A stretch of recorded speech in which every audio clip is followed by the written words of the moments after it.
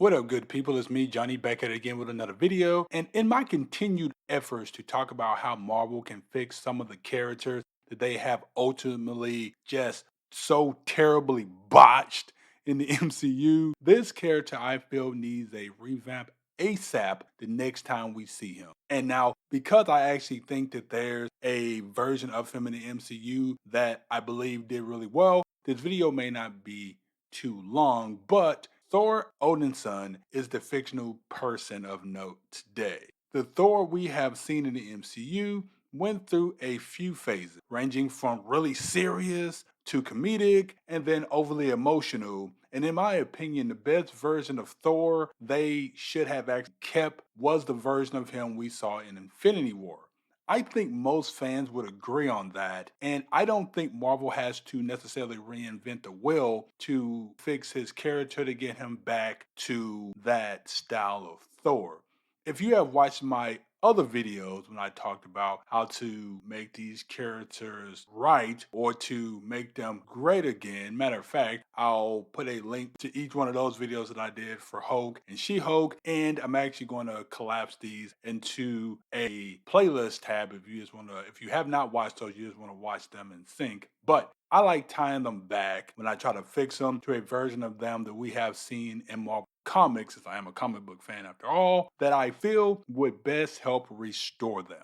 To me, the Thor we saw in Infinity War matched up with this version of Thor that we got in comics in the Avengers Disassembled comic line, starting with Ragnarok Thor number 80 that went all the way through number 85. Now, this version of Thor didn't use Stormbreaker like we've seen him use in the MCU, but his demeanor matched the serious nature that we saw him have before in the MCU. And in this comic storyline, I think it's the best path to get the version of Thor Marvel needs to give us in the MCU, which in the short term anyway would work. Plus, it would actually tie some still in question loose ends that we are starting to see with the MCU, with, for example, them having to go away from the Kang dynasty and then bring in Robert Downey Jr. to now have Doomsday. But I'll elaborate more on what I mean about that a little bit later in the video. To touch on what happened though in this storyline in the comics, which I do encourage everybody to read if you're into comics, but it shows that Thor, during the fall of Asgard, really in this storyline showed a ton of leadership. He teamed up with Iron Man and Captain America at times during this arc, leading them as they went to stop Loki, who had got his hands on the forge the dwarves used to create weapons. Kind of, if you think back, like the one we saw in Infinity War, for example, when Thor, Rocket, and Groot went to Nidavellir, but Loki used it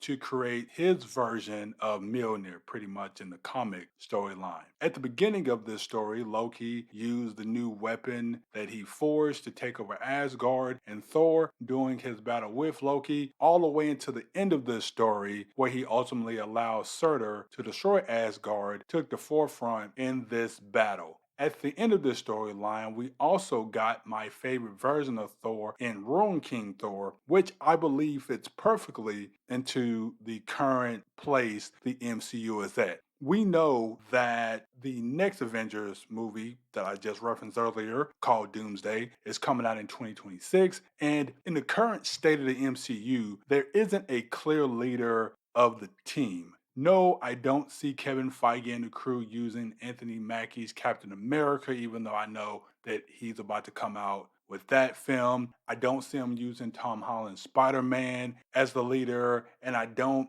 see Doctor Strange being used since he's off on his own mission. Plus, his character isn't really the leadership type, from that perspective. It hasn't been in the MCU so far, and it wasn't in comics, to be honest. Well, I guess there was that Midnight Sun storyline, but anyway, he really wasn't a leader overall, is what I'm getting at. So, bringing in this version of Thor to be the leader of the team, even if it's temporarily, I think would be great to see. This would also redeem his character and it will give us a Thor that closely matches the one we saw in Infinity War. And after Thor 5, when it's expected, or at least rumored expected, for it to be Chris Hemsworth's last time playing the character, they could, kill him off, and then they could bring in a new version of Thor, which, let's be honest, is what Marvel plans to do with all of the MCU characters with the power of the multiverse. Yes, I know it sucks. Actually, I think it's one of the reasons why people